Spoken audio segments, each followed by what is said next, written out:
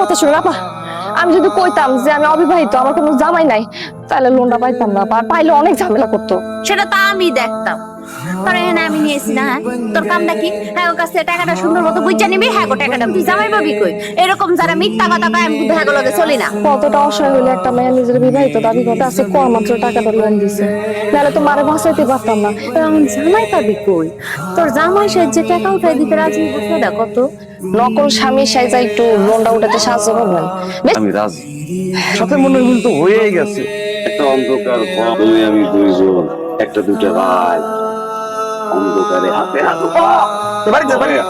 আমি সবই শুনছি, আমার কোনো শর্ত নাই। শরীর টাকা দিয়ে পাওয়া যায়, মন পাওয়া যায় না। মনটা জয় করে নিতে হয়। যাই হোক, আমি তোর কথা রাজি আছি। আমি তো স্বামী সাইজে যেতে পারবো, আমার কোনো সমস্যা নেই। তো সব কথা শুনো, আমার টাকা লাগবে 1000, আর এই লোন উঠাতে যা খরচ এগুলো সব তোর। আচ্ছা ঠিক আছে, আমিও রাজি।